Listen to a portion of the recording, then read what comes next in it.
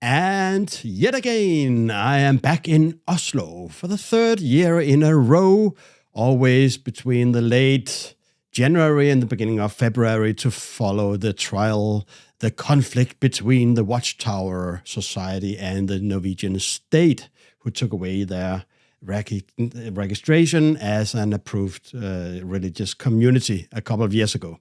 So I have decided to make my first video of many, hopefully, bye-bye flag, to show you a little bit around in Oslo and at the same time tell you the story behind the conflict. Where did it all start and where did it go from A to B to C to D?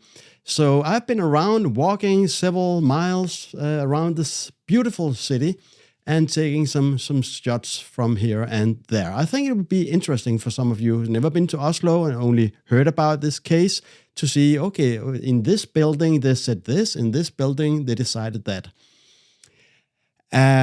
But before we start, I wanted to make the very first clip. I wanted to make it at the royal family's castle in the center of Oslo, because the trial between Jehovah's Witnesses and the Norwegian state is not what's on everybody's mind at the moment. No. Yesterday, the 3rd, and today, the 4th, is the worst period in the royal family's existence. Because there's been 2 scandals everybody's talking about. It's all over the media. You probably heard about it too. The one of them is that the Crown Prince's oldest son, he's been charged for 38 cases of violating the law, 4 counts of rape and other sexual offenses, assault and domestic violence, threats, violating restraining orders, drug-related offenses, and he faces actually 10 years in prison if he's guilty of all the charges. So everybody's talking about it. It's a big scandal.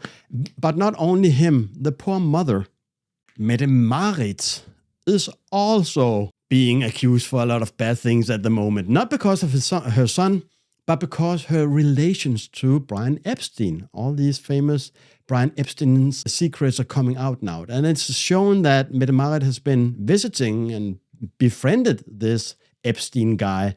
Not that she has been participating in any sexual orgies or whatever, but she had this pretty close friendship with him and visited him several times. And that's now out in the public, and she's being criticized of that. She should have known better. She has bad judgment and so on. So all the newspapers, all the Norwegian televisions are talking about this. They're not talking so much about Jehovah's Witnesses. Probably or hopefully they will in the next days. But let's start out at the royal castle in the center of Norway, and let me show you a little bit around. And it's just around the corner.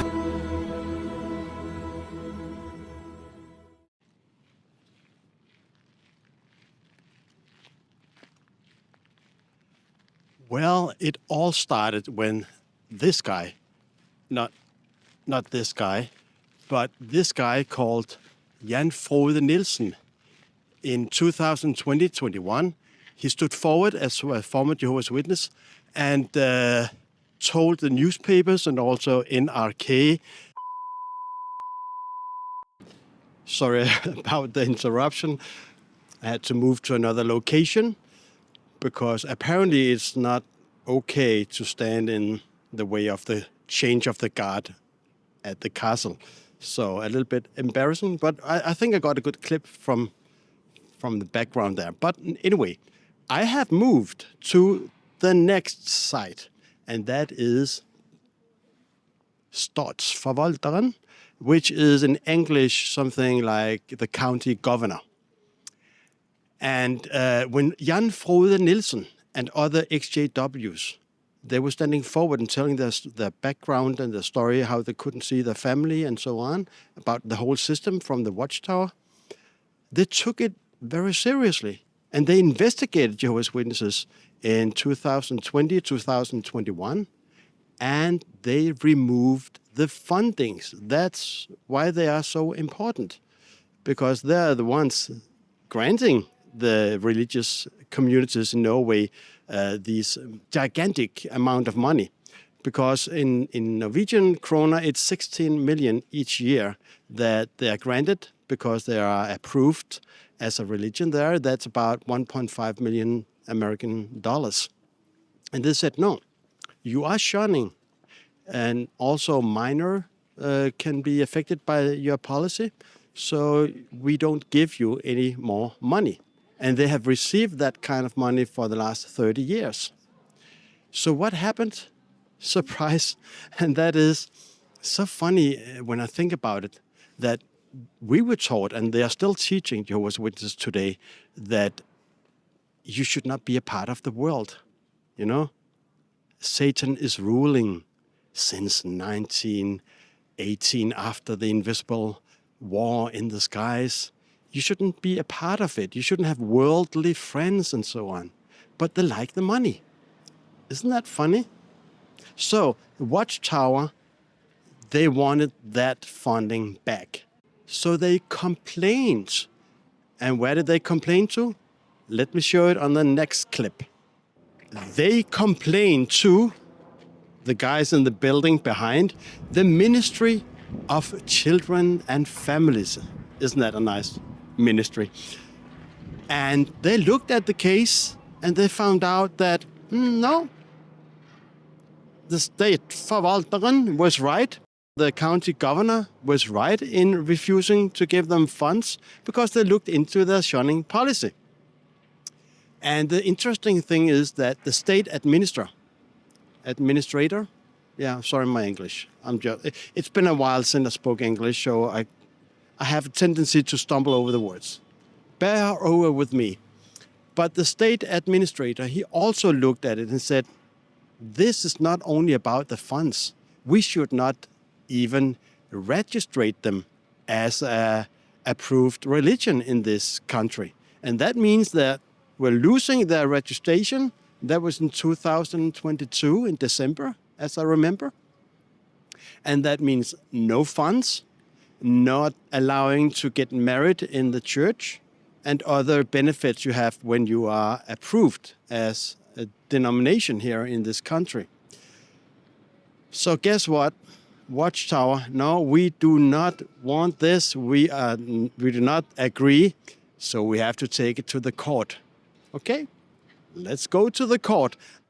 And here we are at the Tinghus, the district courthouse here in the center of Oslo. Everything is in the center of Oslo. No matter where you go, it's only 15 minutes away.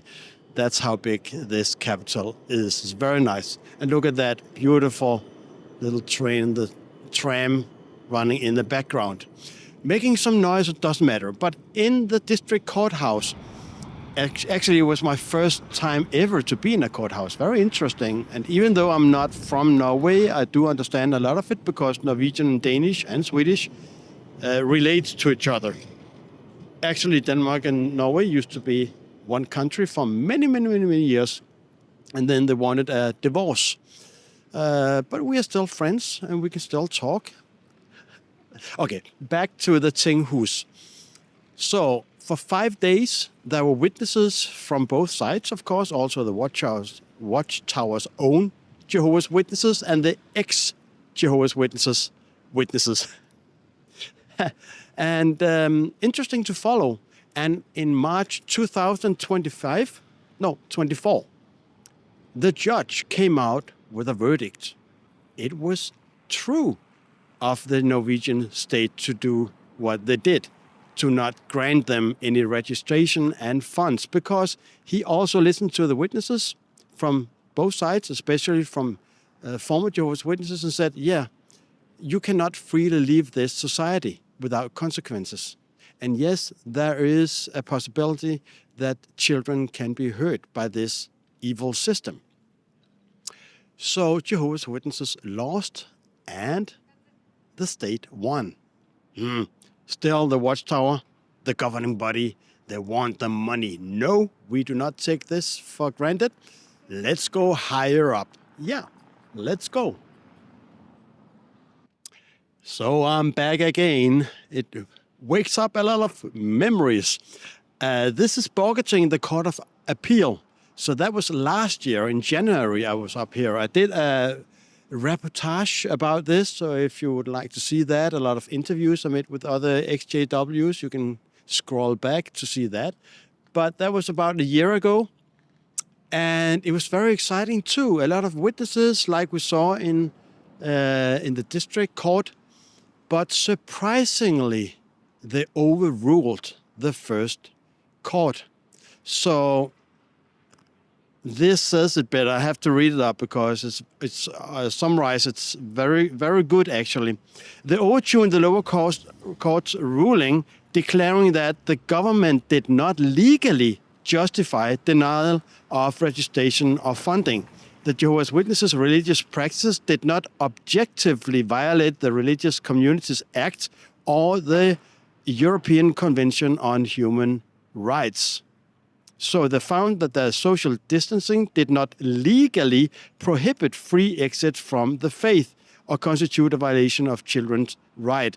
And they said that under doubt. And that's very important to remember that. It was under doubt. They did know and could see and could hear from witnesses that it had a huge effect on them, on their lives, their personal life of leaving this community. But if you look at it juridically, from the juror, from the law, they could not say it directly because is it really that bad? And there was a word that they could not really define from the law, and there was I don't remember. I write on the screen what the word was that they could not say what is exactly the explanation of this word. But it was under doubt, but very interesting. So what happened? Now the state laws. So they appeal too. And where do you appeal when you have 3 courts? Let's go a level up one more time, because that's where the big fight is going to happen from Thursday this week, the 6th of February. Let's go. So here it is, the famous building behind me, the Supreme Court, where I and a lot of other XJWs and also present Jehovah's Witnesses will be attending the meeting Thursday, the 4th in this week, and Friday, and then the following Monday next week. That is going to be so exciting. And of course, I am biased. I am a former Jehovah's Witness myself. It is difficult to be objective because I hope that there will be some justice in the world. There will be some people who could say, this is not right, what they're doing.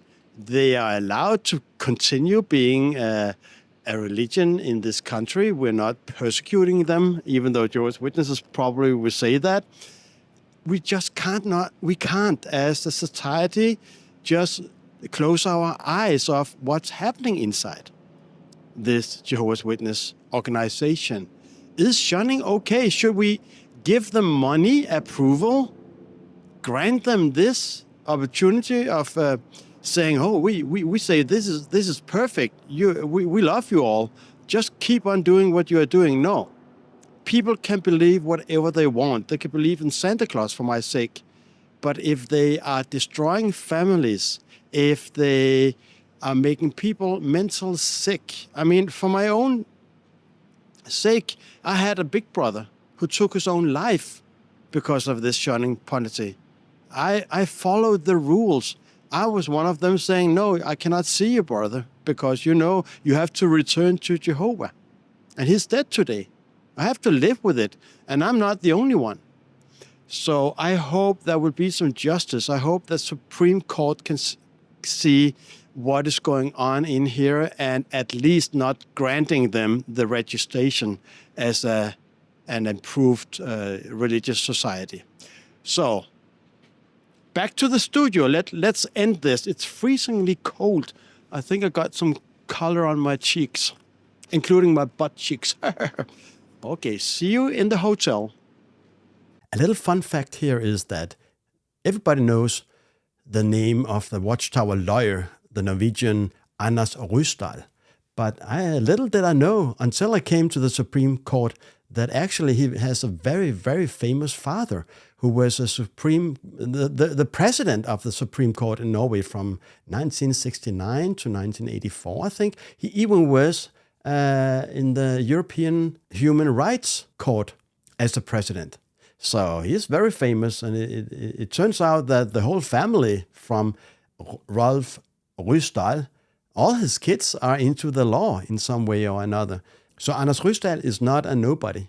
The name is very, very famous here in Norway. Yes, back again in the nice little improvised studio in my hotel room.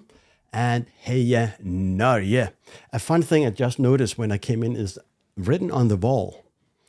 It says, Mot normalt. Translated, towards normal. And that's what we want to do.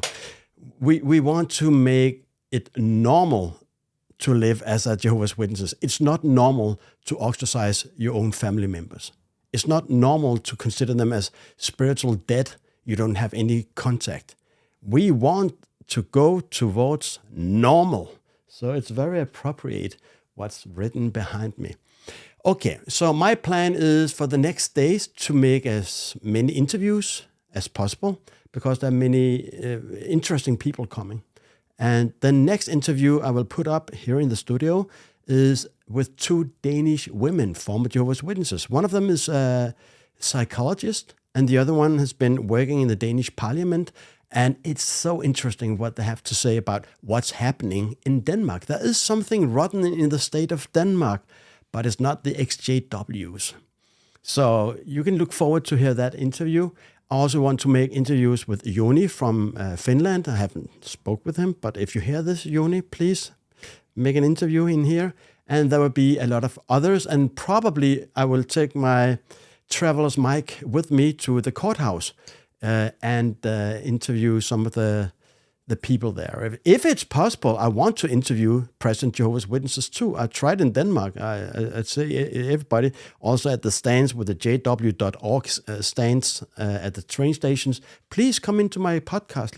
Let's have just a normal conversation towards normal.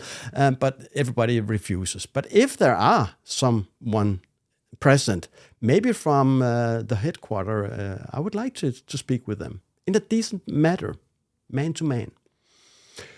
Okay, nothing more to say. Let's just dive into it, and welcome to my little studio. Welcome to Udstødt in Oslo 2026. See you.